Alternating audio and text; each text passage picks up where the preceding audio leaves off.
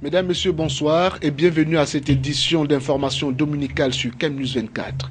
Coopération France-Cameroun, une histoire d'amour. L'état de santé des relations entre les deux pays vient d'être visité à Yaoundé à l'occasion de la visite d'État effectuée au Cameroun par le président français. Occasion aussi pour la rédaction de C24 de voir de près cette coopération sujette à beaucoup de controverses. Et puis, relèvement de la production du cacao, le Cameroun veut atteindre le cap de 600 000 tonnes à l'horizon 2020-2025. Cette ambition vient d'être réaffirmée à Yaoundé au cours d'une cérémonie présidée par Essimi Meigné, ministre de l'Agriculture et du Développement rural. Si vous nous rejoignez à l'instant, vous êtes sur CamNews 24 et c'est l'heure du journal. Coopération France-Cameroun, une histoire d'amour vieille de 55 ans qui ne cesse de s'intensifier et de s'améliorer. C'est le 3 juillet dernier que le président français Hollande a foulé pour la première fois le sol camerounais depuis son accession à la magistrature suprême en mai 2012. Cette visite a permis à la rédaction de C24 de revisiter cette coopération ancienne et fructueuse. Reportage. Depuis 2012, les chefs d'État camerounais et français se sont retrouvés à cette reprise. La visite d'État effectuée par François Hollande au Cameroun constitue la 8e rencontre. Au-delà de ceci, le Cameroun et la France entretiennent des relations anciennes, riches et diversifiées. Parlant des plus récents fruits de cette relation, l'on retrouve en bonne place le rôle déterminant joué par la France dans la dynamique de sortie de crise du Cameroun au début des années 2000, dans le cadre de l'atteinte du point d'achèvement de l'initiative PPTE, pays pauvres très endettés. Si l'on s'intéresse un tant soit peu au volet commercial, force est de constater que les échanges franco-camerounais connaissent un accroissement significatif ces dernières années, atteignant un taux de progression de près de 5% en 2013. La présence française dans l'économie camerounaise est parfaitement visible, avec plus d'une centaine de filiales d'entreprises et environ 200 entreprises appartenant à des ressortissants français et employant plus de 30 000 Camerounais. En ce qui concerne la coopération en matière de défense et de sécurité, la France intervient traditionnellement auprès du Cameroun dans 3 domaines: l'assistance en personnel, l'aide à la formation et l'aide matérielle. En mai 2009, il a été signé entre les deux nations un accord rénové de partenariat de défense qui est entré en vigueur le 1er août 2012. Sur le plan diplomatique, les positions entre les deux capitales sont similaires sur la lutte contre le terrorisme en général et particulièrement sur la bande sahélo-sahélienne, la lutte contre l'insécurité maritime ou sur les actes criminels de l'organisation terroriste Boko Haram. Au plan consulaire, environ 30 000 Camerounais vivent actuellement en France et plus de 12 000 Français au Cameroun. S'agissant du volet culturel, une convention de financement de 900 millions de francs CFA a été signée en 1998 à Yaoundé pour développer les activités des associations culturelles non institutionnelles à partir des pôles régionaux que constituent les alliances franco-camerounaises. Par ailleurs, plus de 7 000 Camerounais étudient actuellement en France et le gouvernement français accorde régulièrement des bourses aux étudiants camerounais. Dans le domaine de la recherche, le Cameroun bénéficie depuis 2012 d'un financement du C2D pour un montant d'environ 5 240 millions de francs CFA. France-Cameroun encore, les retombées de la visite de François Hollande. Pour l'occasion, 4 conventions de l'AFD, l'Agence française de développement, ont été signées le 3 juillet 2015 au Palais de l'Unité. Montant total, 76 milliards de francs CFA, soit 116 millions d'euros. Zobenbon pour le récit. La première convention permet un prêt souverain de 42,6 milliards de francs CFA dédié au développement de 3 capitales régionales, Bafoussam pour l'ouest, Bertoua pour l'est et Garoua pour le nord. Ce programme de développement urbain cofinancé par l'OCDE, le contrat de désendettement et de développement à hauteur de 39,3 milliards de francs CFA a 5 objectifs: l'amélioration de la mobilité urbaine et le désenclavement des quartiers, l'amélioration de l'accès aux services urbains de base, le développement économique et la création de revenus, l'amélioration du cadre urbain et de l'image de la ville, le renforcement des capacités des communautés urbaines. La seconde convention permet un prêt souverain d'un montant de 29 milliards et demi de francs CFA. Il sera destiné aux accès complémentaires du second pont sur le Vouri, dont la construction en cours d'un coût de 87,2 milliards de francs CFA bénéficie d'un financement de la France, source d'un prêt AFD et C2D. Ce projet porte sur la construction d'un nouvel accès à la zone industrialo-portuaire du port autonome de Douala et d'une bretelle vers l'ancien pont et sur divers importants aménagements visant à fluidifier la circulation. La troisième convention permet une subvention d'un montant de 655 millions de francs CFA pour le financement d'un projet pilote d'appui à l'investissement productif au Cameroun de la diaspora camerounaise. Ce projet poursuit un triple objectif de soutien au niveau institutionnel, au niveau de l'accompagnement des promoteurs en France et au Cameroun et au niveau des services financiers au Cameroun. La quatrième et dernière convention permet l'affectation de 3,3 milliards de francs CFA sur le deuxième contrat de désendettement et de développement pour mettre en œuvre des dispositifs innovants d'appui aux petites et très petites entreprises rurales des filières agricoles, leur permettant de se développer et de faciliter leur accès au crédit. Signalons que l'Agence française de développement a repris son appui en prêt souverain concessionnel à l'État camerounais en 2010 pour accompagner son prêt d'investissement stratégique dans le domaine des infrastructures routières, de l'énergie, de l'eau, de l'assainissement et du développement urbain. Depuis 2010, elle a engagé 530 milliards de francs CFA. Autre chose à présent, relèvement de la production du cacao. Le Cameroun veut atteindre le cap de 600 000 tonnes à l'horizon 2020-2025. Cette ambition a été réaffirmée à Yaoundé. C'était au cours d'une cérémonie dédiée à la présentation des résultats du module spécialisé en cacao culture. Les détails dans cet élément de la rédaction. Il s'agit d'un module hébergé au Collège régional d'agriculture des Bolova et dont les résultats préliminaires engrangés étaient présentés au ministre en charge de l'agriculture. Il s'agissait notamment de l'enrobage des grains de cacaoyer, qui est un nouveau type de conditionnement des semences de cacaoyer dans des sachets plastiques biodégradables. Cette technique portant sur la pollinisation manuelle du cacaoyer, la conduite d'une pépinière, la régénération d'une cacaoyère au Cameroun et la lutte contre les rongeurs. Il y a la formation, donc aux bonnes pratiques, parce que tout part de là.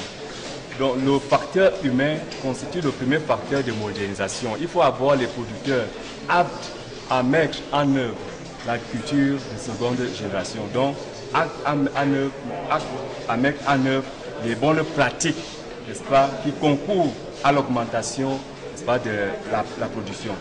Les autres aspects de ces résultats ainsi présentés portaient sur la lutte contre les capsides, les antifongiques et la taille du cacaoyer. Cette démarche du Minader ambitionne l'atteinte du cap des 600 000 tonnes de cacao à l'horizon 2022. Pour y arriver, il apparaît urgent de tout mettre en œuvre pour renverser la tendance de la productivité actuelle dont le rendement moyen oscille entre 250 et 300 tonnes à l'hectare. Dans cet esprit que nous avons pensé que dans l'une des écoles du Minader, on va spécialiser la formation.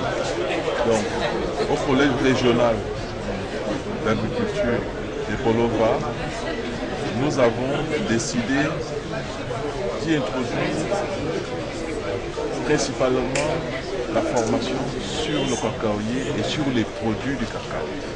National Cacao Academy est une plateforme technique agrégeant les compétences de haut vol en matière de cacao. Elle entend accompagner le gouvernement dans la mise en œuvre des actions liées à la modernisation de la cacaoculture en vue de relever de manière significative la production de ce produit de rente.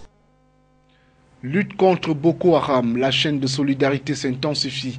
L'ambassadeur de Turquie au Cameroun partage son expérience avec les autorités de la région de l'extrême nord dans la lutte contre le terrorisme. Le diplomate turc a mis à profit son séjour dans la région en remettant des dons constitués des denrées alimentaires aux soldats engagés au front et aux réfugiés nigérians. On fait le point avec notre correspondant Célestin Tabouli Succès depuis Maroua.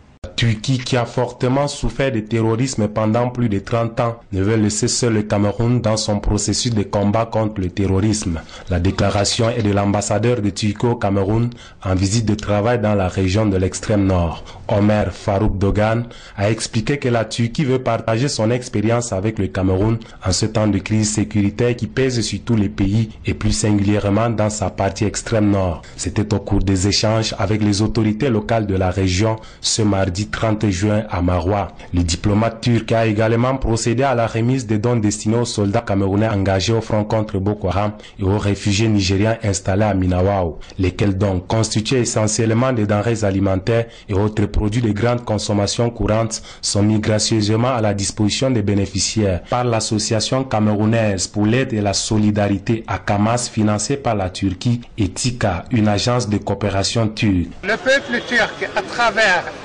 TICA, qui est une agence de coopération, de coordination de développement, et ACAMAS, qui est un ONG de solidarité et de fraternité avec le peuple camerounais, a voulu partager ses moyens avec le peuple camerounais et prouver aussi son vœu de soutenir le Cameroun contre le secte terroriste qui empêche le développement du pays. En réceptionnant ces dons en sa qualité du président du comité de gestion des dons, le gouverneur a dit au nom du gouvernement camerounais toute sa gratitude à la Turquie, ce pays ami, pour cet élan de solidarité. Midjawa Bakari a rassuré l'ambassadeur que ces dons seront acheminés aux différents bénéficiaires. La commission régionale va se réunir. Nous avons une clé de répartition bien connue entre forces de défense et de sécurité et des populations déplacées jusque dans les arrondissements. Nous allons tout simplement introduire les données externes qui vont nous sortir le produit et nous allons inviter donc les uns et les autres à venir tout simplement décharger et enlever le quote-part. Rappelons que c'est depuis le 26 mars 2013 que les accords de coopération ont été signés à Ankara entre le Cameroun et la Turquie. Et la région de l'extrême nord est aujourd'hui l'une des régions qui bénéficient des retombées de cette coopération. Tout autre chose à présent, et nous sommes là en éducation. L'excellence scolaire primée au lycée de Pitoa. L'établissement d'enseignement général a été classé parmi les premiers en 2014 dans les examens organisés par l'Office du baccalauréat du Cameroun. Elle a donc bénéficié samedi dernier, d'une dotation de 335 livres de la part d'une entreprise de la place. Le don d'une valeur de 1 500 000 a été remis au proviseur du lycée par Madame Aoua Adjigaga, ce en présence du sous-préfet de l'arrondissement Essonobodo Bertrand. Écoutons à présent Abba Mahamat, il est le proviseur du lycée de Pitoa. Le sentiment est celui d'un homme comblé parce que nous avons reçu ce matin de la part de la SNH un don en manuel scolaire de 335 manuels. Et pour enrichir davantage notre bibliothèque. Et c'est dans le souci d'encadrer davantage nos apprenants. Donc la satisfaction, comme je le disais tantôt, je suis comblé parce que en 2014, mon établissement est premier dans la région du Nord et même dans le Grand Nord des établissements publics. Pour maintenir nos résultats, comme je le disais tantôt, dans notre souci, c'est d'améliorer nos résultats considérablement. À défaut, les maintenir. Et j'ai essayé de dire quelles sont les mesures qui ont été prises, déjà l'encadrement disciplinaire des élèves et même des enseignants, les séminaires, conseils, la correction des anciennes épreuves. Nous avons ici ce qu'on appelle l'examen de classement. Chaque vendredi dans les classes d'examen, on fait une évaluation sur les matières de base. Et le lundi, on classe les enfants en fonction de leur moyenne. Et là, ça fait une compétition. Donc toutes ces mesures sont gardées. Donc je ne vois pas pourquoi les résultats ne peuvent pas être améliorés. En santé, journée nationale de vaccination contre la poliomyélite couplée à la SASNIM Tour 1 dans la région du littoral. Le district de santé de Newbel choisit pour le lancement de 7 autres campagnes de vaccination qui s'achèvent donc ce 5 juillet. Retour sur la cérémonie de lancement présidée le 3 juillet dernier par le secrétaire général des services du gouverneur de la région du littoral. C'est dans cet élément. Depuis 2008, le Cameroun organise 2 fois chaque année des semaines d'action de santé et de nutrition infantile et maternelle. La SASNIM, recommandée par l'OMS et l'UNICEF, offre un paquet intégré d'interventions à haut impact sur la santé de la mère et de l'enfant. Le pays, qui connaît aussi une épidémie de poliomyélite depuis octobre 2013, s'est engagé à renforcer l'immunité collective de tous les enfants à travers des campagnes de vaccination à répétition.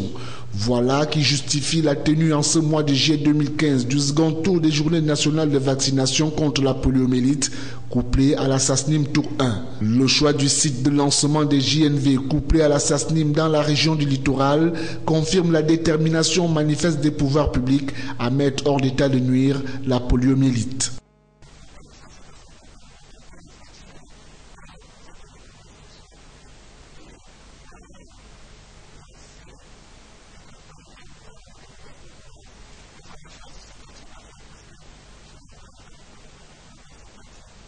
La campagne, pour l'essentiel, repose sur les interventions à même d'atteindre la cible.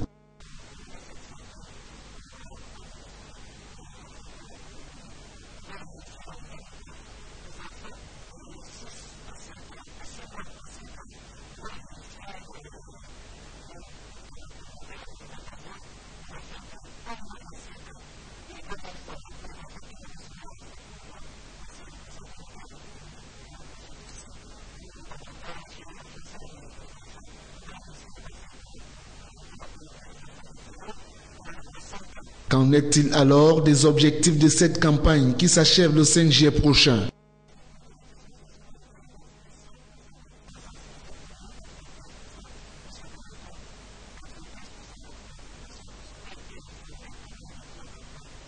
La vaccination ne se limite pas seulement aux campagnes. Des séances gratuites contre 11 maladies et groupes de maladies s'effectuent au quotidien dans la quasi-totalité des formations sanitaires.